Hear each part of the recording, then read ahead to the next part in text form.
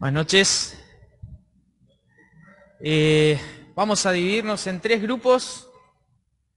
Nos vamos a tomar hasta las 1:15 para hacer un pequeño trabajo práctico.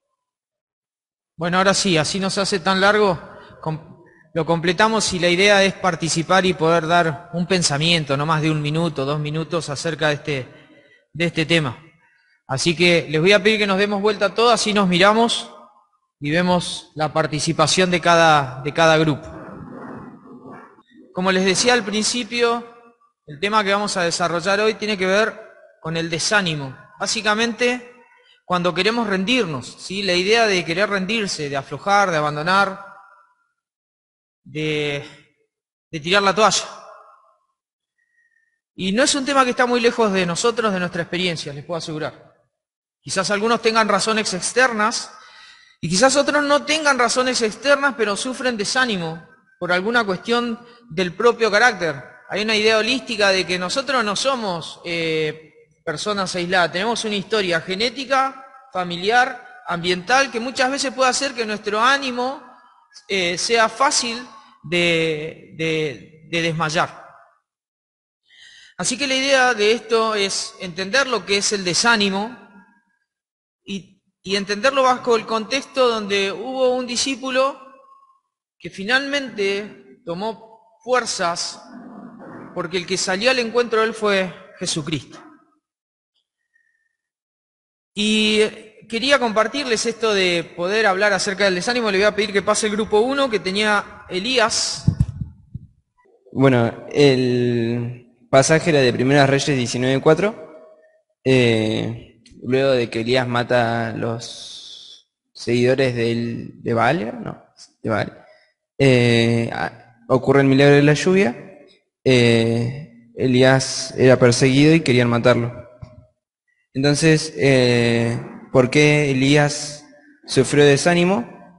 Y pusimos porque lo querían matar, porque había hecho todo para Dios y aún así era perseguido, también por el cansancio emocional y físico que había sufrido. Además de eso se sentía solo, ya que no conocía toda la verdad de la gente que estaba con él. Después, ¿cómo podríamos animar a Elías ante la situación que estaba viviendo? Dios lo anima de una forma práctica, trayéndole comida y agua y hablando con él. Y de la misma forma, nosotros podemos traerle comida y mostrarle que no está solo, decirle que para el Dios que había orado, el mismo Dios lo iba a sorprender y animarlo a depender más de Dios. Vieron que podemos ayudar hasta a los profetas, pero se puede hacer. Un profeta de Dios, como dice Santiago, estaba sujeto ¿a qué, Elías? A pasiones como las nuestras, emociones, ¿sí? Y era un ser humano como nosotros y sufrió desánimo. Segundo grupo, David, ¿no?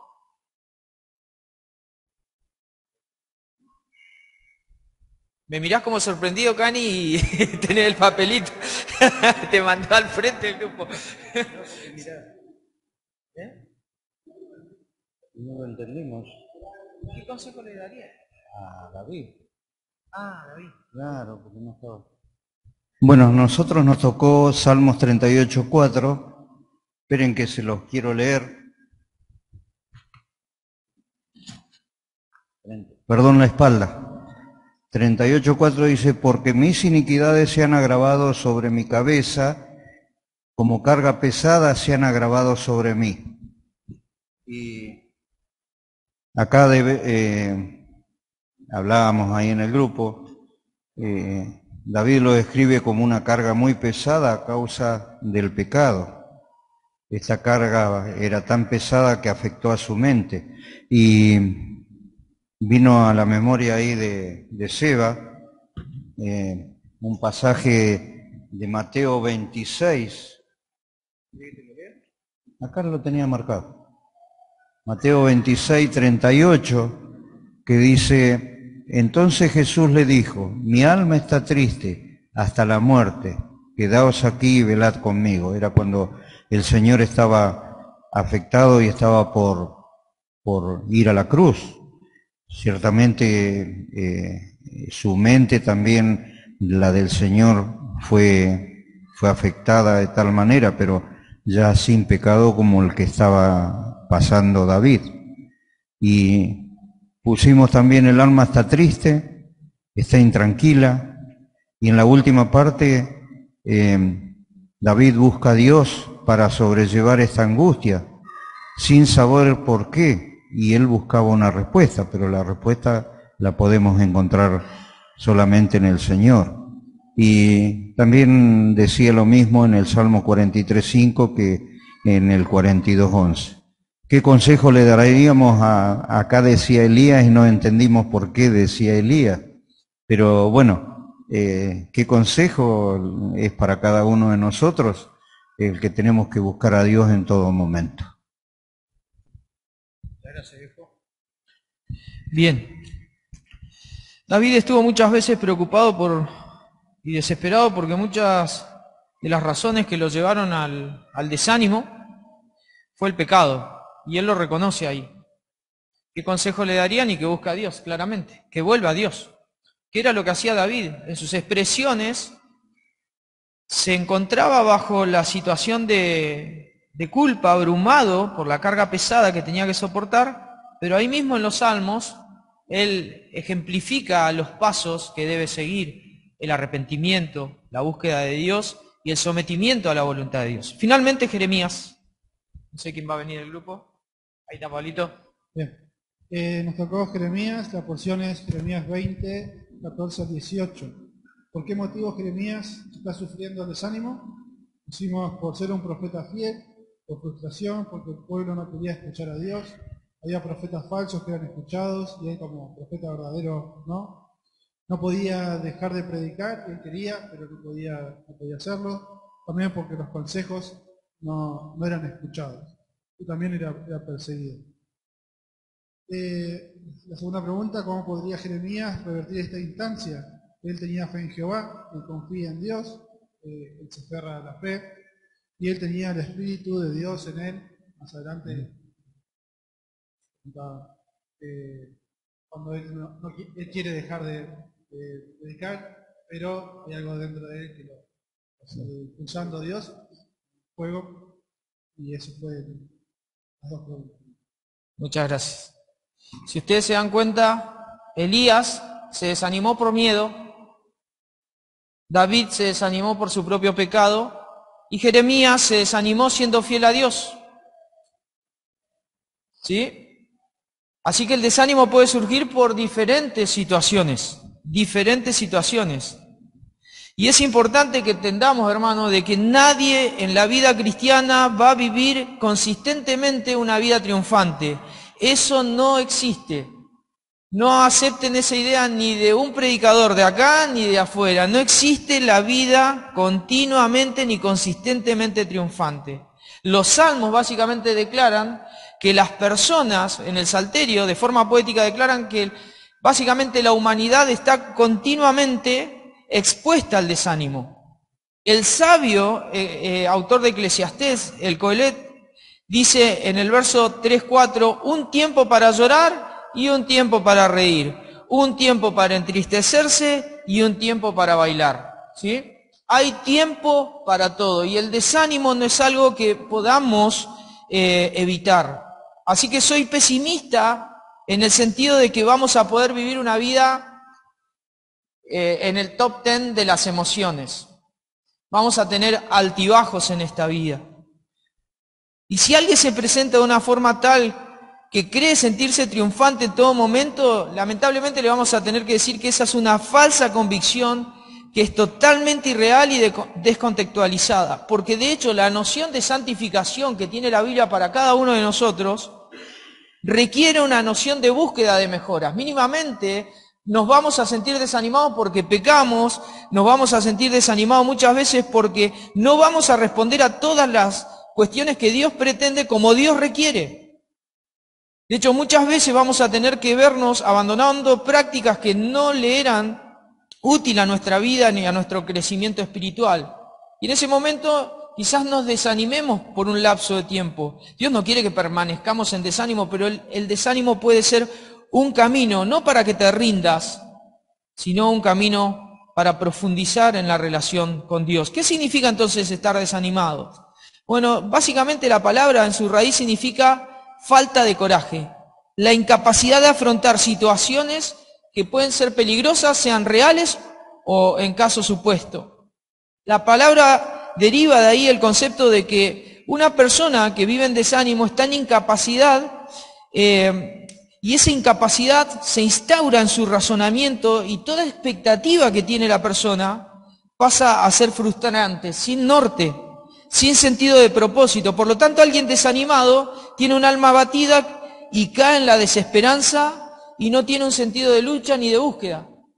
Normalmente la persona desanimada está privada de confianza y entonces se fatiga, le falta energía, sufre dolencia física, sufre ansiedad y lo peor de todo es que muchos caen hasta en depresión. El desánimo no es un juego cuando se instaura muy en lo profundo y en la mente. Hasta a veces hay que hacer terapia para recuperarse de situaciones que llevan al desánimo. Algunos aspectos generales del desánimo es que es universal. Golpea a todo el mundo. Mi alma está muy triste, dijo el Señor en su humanidad. ¿Hasta qué? Hasta la muerte. Así que si el Señor vivió una expresión de desánimo, sin lugar a dudas nosotros que somos mortales, pecadores también. El desánimo además es recurrente, porque vamos a vivir periodos de desánimo y muchos de ellos no van a tener explicación contextual. Muchos van a pasar por el corazón y muchos van a ser quizás por ideas, por pensamientos. Y Dios lo va a permitir no para que tiremos la toalla, sino para que nos aferremos a Él. Y finalmente el desánimo es contagioso. Y esa parte es complicada. Hay una historia de un hombre que frena en un puente porque encuentra a otro que se estaba por arrojar del puente. Y entonces le pregunta, ¿qué haces parado ahí? Y él le dice, me voy a arrojar, estoy desanimado hace mucho tiempo, y le empieza a explicar el desánimo, ¿no? Y dice, no, pero... Y esta persona le seguía explicando el desánimo y al final se tiraron los dos del puente. ¿Por qué razón? Porque el desánimo es contagioso. Muchas veces, ante situaciones adversas, una persona puede estar animada, pero viene otro que ante la misma situación se desanima, y ese que está desanimado contagia al que justamente tenía el ánimo. Muchas actividades que podrían llevarse a cabo, por culpa de uno que las ve en una perspectiva desanimada, el otro dice, bueno, está bien, no la hacemos, ¿sí? El desánimo normalmente es contagioso. ¿Qué cosas pueden causar el desánimo?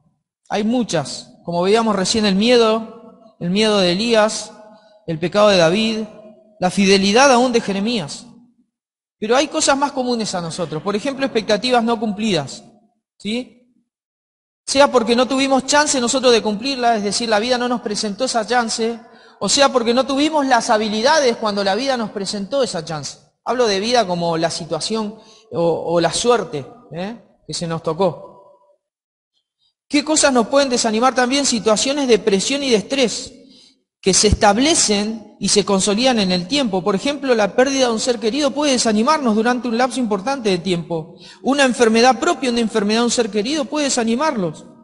El maltrato que se puede recibir de una persona o amigos que nos traicionan, padres que abandonan también pueden generar desánimo. La presión del sistema, muchas veces la presión del sistema social, pero también la presión del sistema religioso, el sistema de culto. Recibir continuamente presión negativa de parte del sistema de culto para que te portes bien, para que estés derecho, para que te cortes el pelo acá, para que uses corbata, para que el pantalón...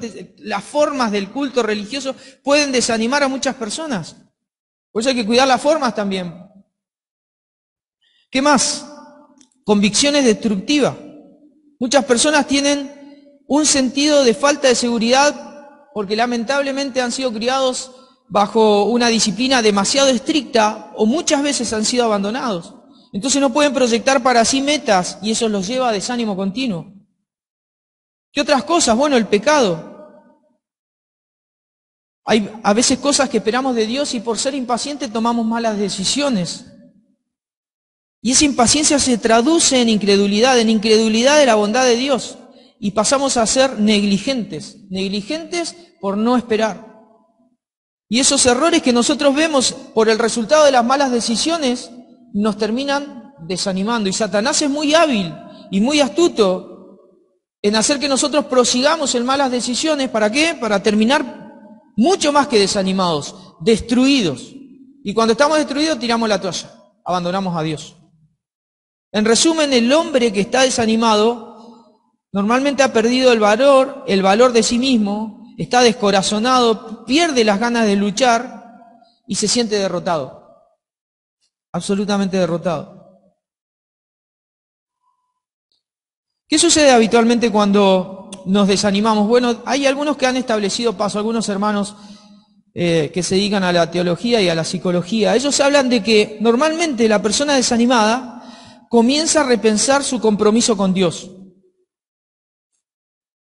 En vez de pensar el desánimo como parte del propósito de Dios para fortalecernos, llevarnos a la obediencia a Dios y a la confianza, el desánimo nos lleva al desaliento, al sinsabor, y nos saca de la expectativa que tenemos que tener de Dios, que es un Dios de paz.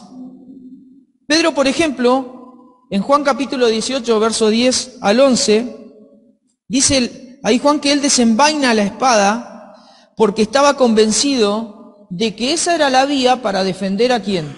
A Cristo. Entonces se acerca el soldado romano y él fue y le cortó la oreja. Si podría, le hubiera cortado ¿qué? La cabeza, pero alcanzó a correr, tenía buenos reflejos ahí, Malco. Era la idea, ¿no? Después Pedro nos va a decir, ¿qué sabés vos? Pero la realidad es que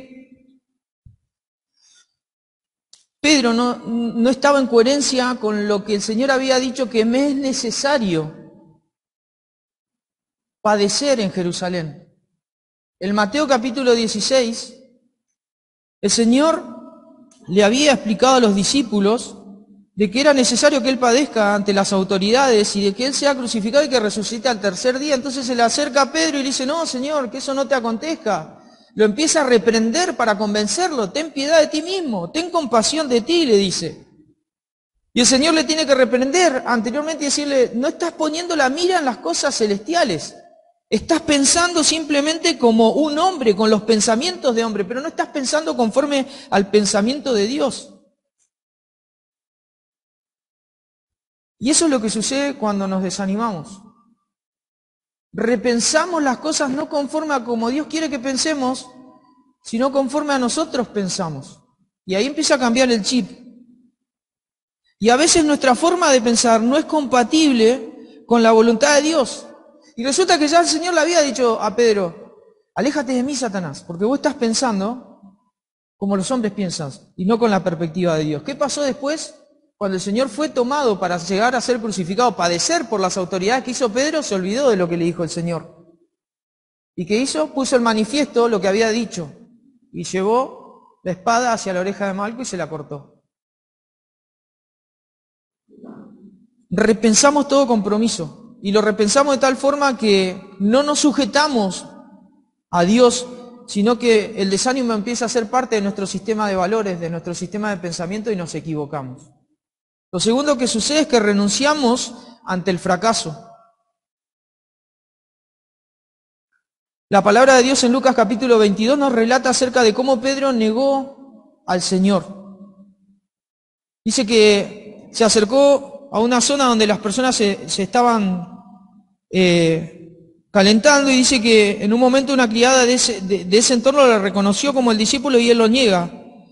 Luego lo vio otro y le dijo, tú eres uno de ellos, y nuevamente lo niega. Y una hora después otra persona aseguró que él era uno de los 12, y Pedro lo niega y dice que lo hace entre insultos, como para no parecerse al Señor, ni a uno de los discípulos. Y dice que mientras él lo dice al instante cantó el gallo, y Lucas señala que en ese momento el Señor se volvió y miró a Pedro, y de repente las palabras del Señor pasaron rápidamente por la mente de Pedro. Mañana a la mañana antes de que cante el gallo, negarás 3 veces de que me conoces. Y Pedro salió del patio llorando amargamente. Lo segundo que hacemos es renunciar ante el fracaso. El desánimo muchísimas veces lleva a que nosotros nos despeguemos de todo lo que le ha dado sentido a nuestra vida, de todo lo que le ha dado sentido a nuestra vida. En realidad, de lo único que le ha dado sentido a nuestra vida. Porque cuando Pedro niega ser parte de ellos, niega ser parte de Cristo. Y Cristo era el único que le había dado sentido a la vida de Pedro. Estaba abrumado Pedro. Y a causa de eso renuncia a su identidad con el Señor. Por eso Pedro llora amargamente, porque la mirada de Cristo no es la mirada que nosotros tendríamos ante un amigo que nos traiciona. La mirada de Cristo es una mirada compasiva. La mirada de Cristo duele más porque Él tiene misericordia. Por eso duele tanto y Pedro llora amargamente. El desánimo nos lleva a que renunciemos ante el fracaso. Produce como una disociación cognitiva, porque nos olvidamos de quién es Dios y quiénes somos nosotros por Él y para Él. Lo tercero que sucede es que después de renunciar ante el fracaso nos retiramos, queremos abandonar. Y esto no se trata simplemente de la iglesia, se trata básicamente de la fe que nos hace ser parte de la casa de Dios y de la obra de Dios. En Juan capítulo 20, 19, dice que ese domingo al atardecer los discípulos estaban reunidos con las puertas bien cerradas porque tenían miedo de los líderes judíos. Luego que el Señor murió, ellos se fueron ¿a qué? A esconder. Tenían miedo, se retiraron, se olvidaron del que el Señor repetidas veces le estaba diciendo: me es necesario padecer ante las autoridades, morir y al tercer día ¿qué? Resucitar. Básicamente retirarse es un autoabandono de todo lo que el Señor les estaba y les había enseñado. ¿Por qué? Porque estaban desanimados. Esto es un derrotero. Es un derrotero. Comienza repensando el compromiso, nos olvidamos de cómo Dios piensa y actuamos como queremos. Lo segundo es, renunciamos ante el fracaso, nos vemos tan equivocados que comenzamos a renunciar a nuestra identidad con el Señor y finalmente comenzamos a retirarnos. Que nadie nos conozca, que nadie nos vea cuando durante los 3 años que estuvieron con el Señor, la fama del Señor junto con la de ellos había explotado a un nivel exponencial. Y finalmente nos escapamos, ¿sí? Cuando nos retiramos más de lo habitual. En Juan capítulo 21, 3, dice que Simón Pedro les dijo: voy a pescar. Ellos le dijeron: vamos nosotros también contigo. Fueron y entraron a una barca y aquella noche no pescaron nada. Luego que el Señor resucitó y aún se le había aparecido ya, Pedro volvió a hacer lo que antes hacía. El Señor al principio le había dicho: vos sos pescador ¿de qué? ¿Vas a ser pescador de qué? De hombres. Y él volvió a ser pescador de peces. Porque su desánimo lo llevó a escapar. Comenzó primero pensando como él quería, luego caminó en la renuncia de su identidad ante el fracaso, luego comenzó a retirarse, a esconderse, que la sociedad no lo vea, y finalmente vuelvo a mis labores de antes, para escapar, para tratar de no pensar en nada, porque pensar en por qué estamos desanimados, quizás por qué estás desanimado, conlleva un trabajo espiritual. Y muchas veces es darnos cuenta de que tenemos que arrepentirnos de algo, tenemos que cambiar algo, o tenemos que relacionarnos más con Jesús en nuestra vida diaria, en nuestra vida espiritual. ¿Podemos hacer algo, hermanos? ¿Se puede hacer algo? ¿Hay alguna receta magistral? Bien, no hay ninguna receta magistral, pero algo se puede hacer. Hay 3 aspectos que podemos considerar en Cristo que quizás les sean de ayuda. Y si estás sufriendo desánimo en tu vida espiritual, sea por la razón que sea, porque hay más razones, quizás esto te ayude a poder salir adelante y a obedecer al Señor. Primero, es considerar a Cristo y el poder que tiene por sobre la muerte. En Juan 26 dice que luego llegó Simón Pedro tras Juan, y entró en el sepulcro y vio los lienzos puestos allí. El Pedro que le había negado corrió hacia el sepulcro.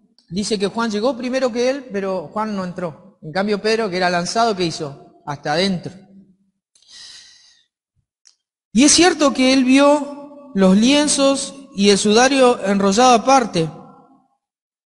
Pero se nos dice en Juan 29 que ellos todavía no entendían lo que la Escritura decía en cuanto a que era necesario que Él resucitase de los muertos. Sin embargo, ven las cosas, pero no lograban entender, dice Juan.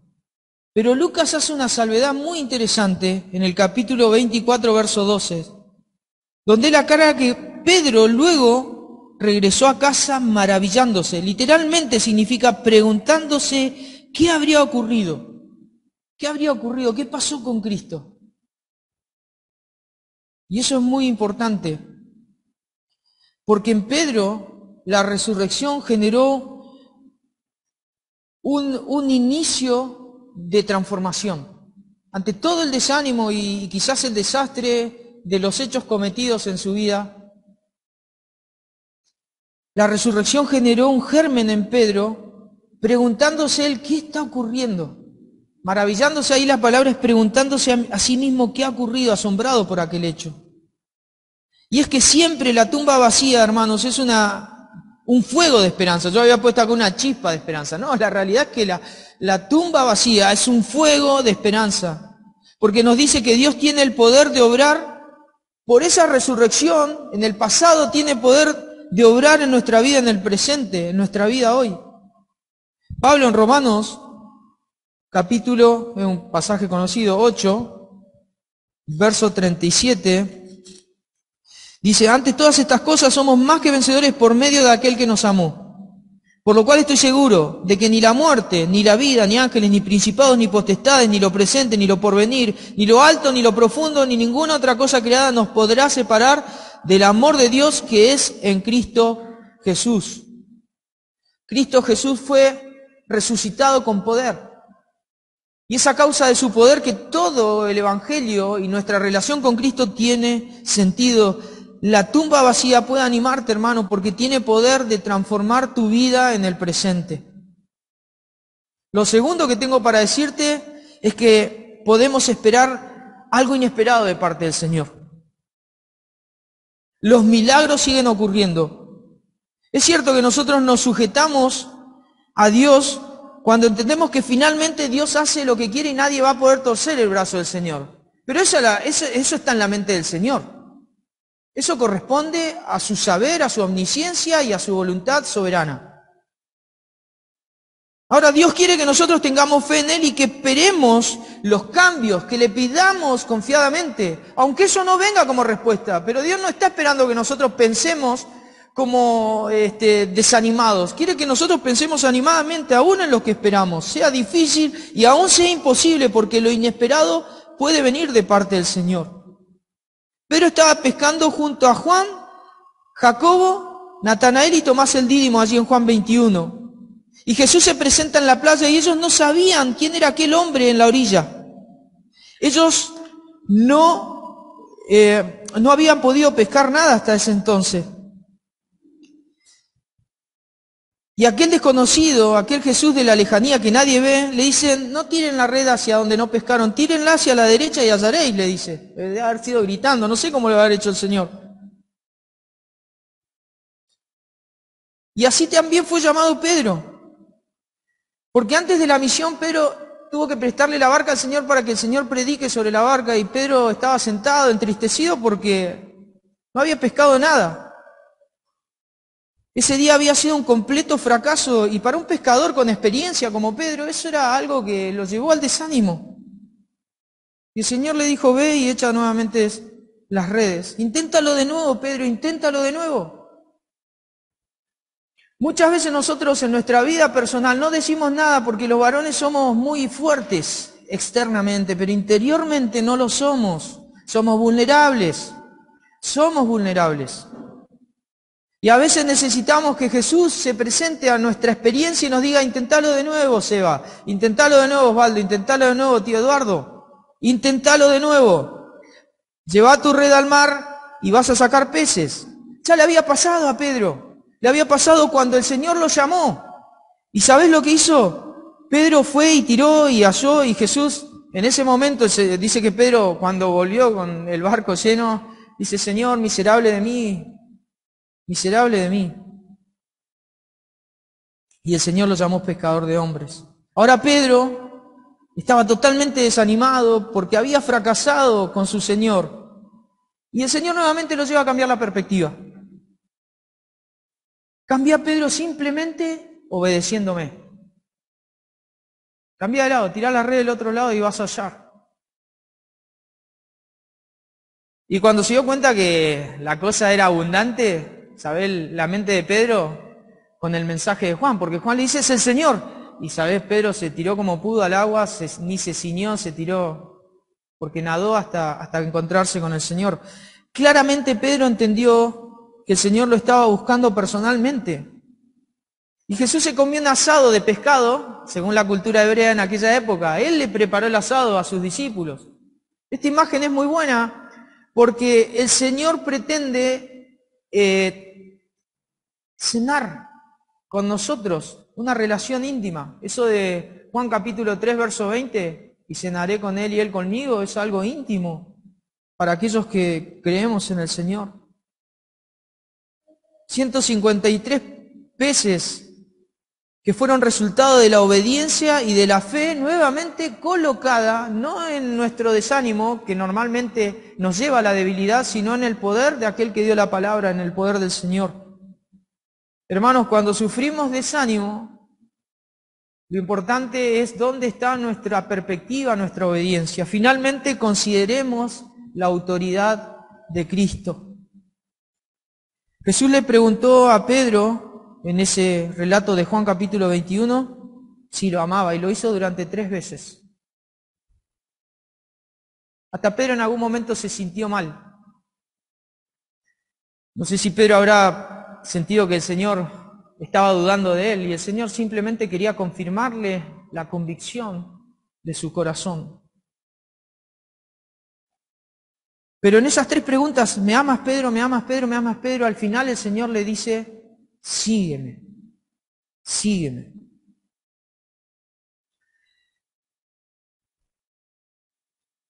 Le recordó a Pedro de que luego él tendría que seguir el mismo ministerio con sus discípulos. El Señor le dijo: toda autoridad me es dada en los cielos y en la tierra, allí en Mateo 28.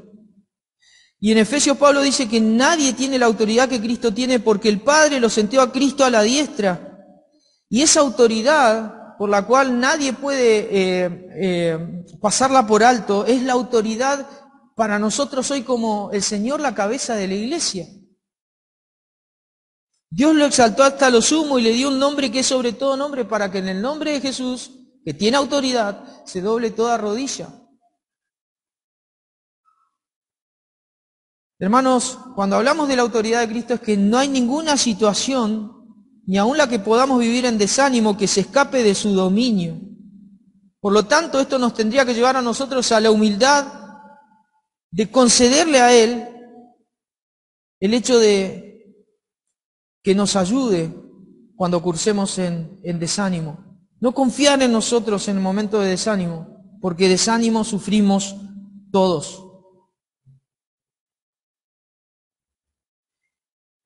Hermanos, el desánimo puede ser la vía para encontrar al Cristo real, el Cristo de la vida experimentada.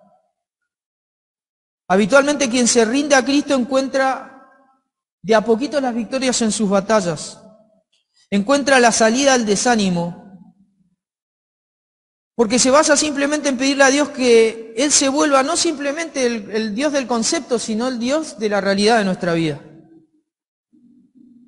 Así que, hermanos, si estás colapsado, como lo estuvo Pedro, anda a tu soledad con el Señor. Si no encontrás soledad en tu casa, porque tenés los chicos, decirle a tu compañera, o si estás sola, aprovechá, salí a caminar, respirá, y anda a orar con el Señor. Derramá tu corazón ante Él. Eso no significa que tengo que estar de rodillas en casa. Puedo hacerlo en la soledad de una caminata. Contale absolutamente todo al Señor y contáselo tal cual como pensás. Hablá con Él. Porque cuando logramos hacer eso, empezamos a comprender de que Dios es real, porque habitualmente estamos acostumbrados a relacionarnos con el texto de la palabra, pero no con el Dios de la palabra. Y se los digo por experiencia, porque si no, no les estaría hablando acerca del desánimo. Hagamos lo que hagamos, no miremos a otra parte, sino solamente a Jesús mientras intentamos superar esta instancia. Así que si estás desanimado, hermano, el Señor te dice, confiad, yo he vencido al mundo. Allí la palabra confiad significa tengan ánimo, tengan valor y continúen. Así que espero que esto les anime. Yo sé que quizás es un año con muchas experiencias, con muchos altibajos, aún emocionales, pero deseo de todo corazón, hermanos, que el Señor nos anime para ser fieles y para continuar siendo fieles en lo que el año que viene nos promete en relación a Él. Le dejo ahí para...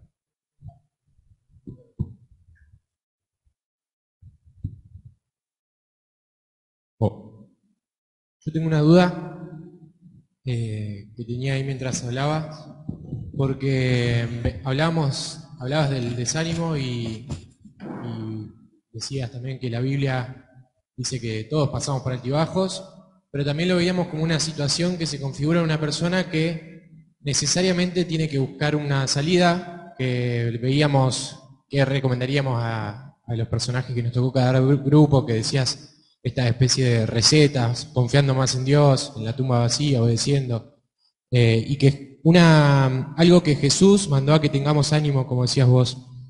Y la duda me surgió porque veíamos también que el desánimo por ahí es producido por el pecado o produce pecado, pero el desánimo en sí configura pecado, o sea, una persona que está desanimada no está en pecado, porque yo lo pensaba como si es algo que hay que cambiar, una situación que hay que cambiar, estar desanimados. Si no fuera pecado no sería algo por lo cual tendríamos que pedir perdón, por ejemplo, porque no sería algo malo.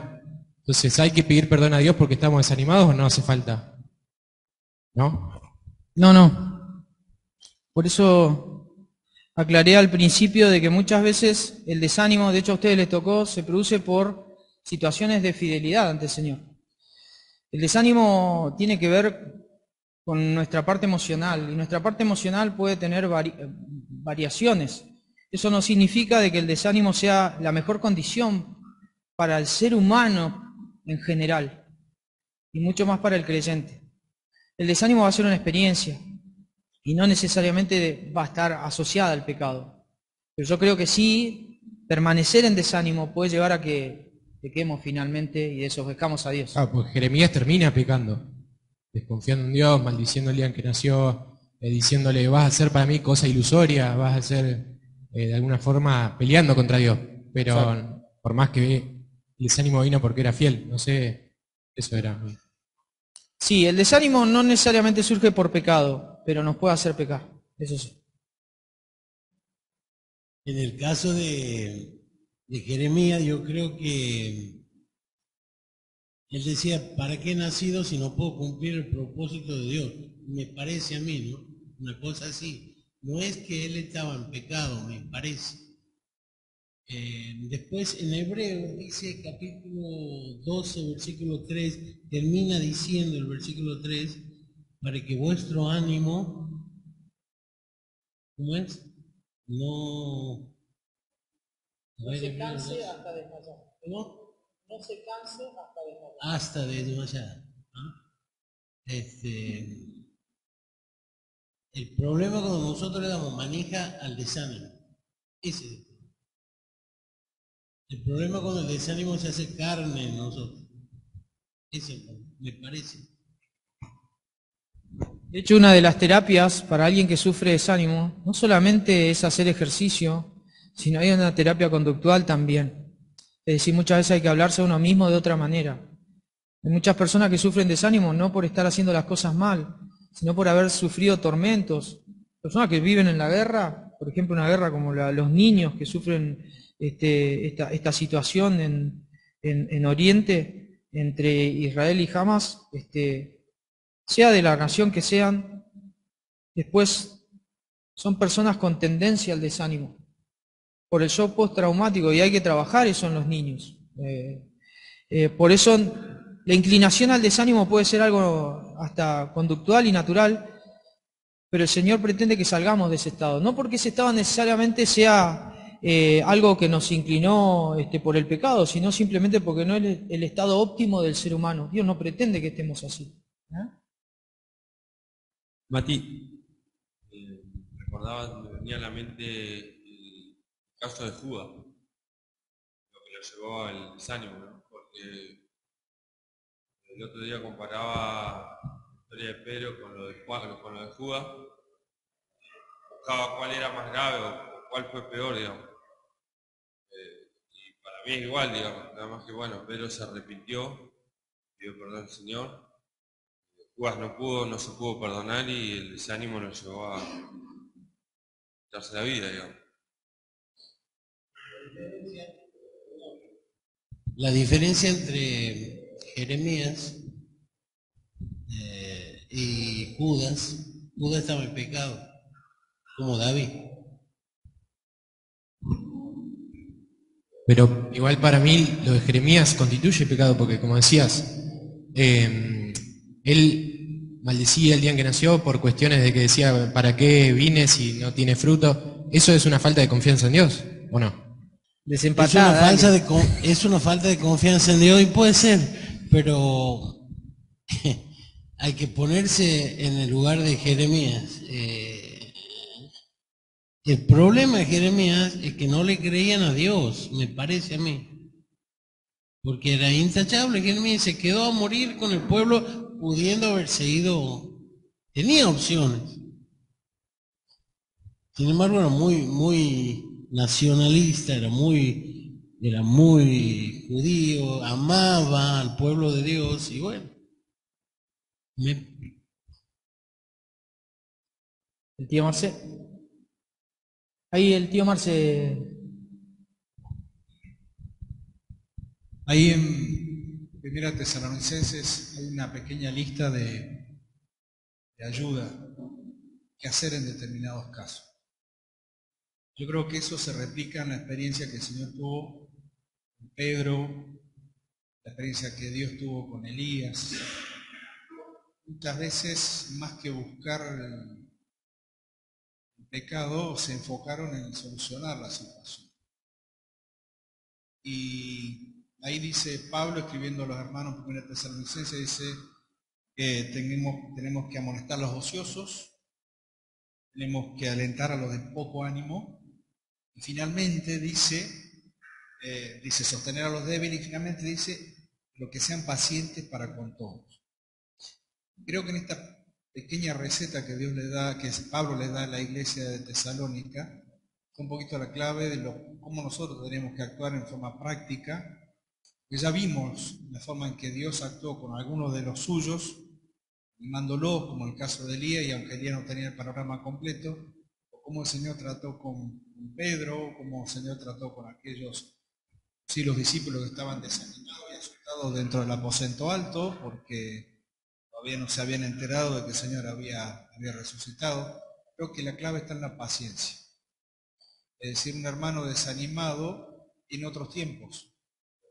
Tiene otro tiempo para recuperarse, tiene otro tiempo para que se le haga la luz y ver la situación en forma clara. Creo que el llamado ahí para, como Pablo se lo deja a Tesalónica, la iglesia de Tesalónica, a la iglesia, a los miembros, a los hermanos, también para nosotros es, si nos encontramos con alguien desanimado, tenemos que tenerle paciencia. Y a través de las herramientas que nos da, escuchar, antes de hablar, escucharlo, recién de escuchar la situación, darle la ayuda con la palabra de Dios, o quizás una ayuda práctica, pero todo eso lleva tiempo, paciencia, para tratar con el hermano desanimado.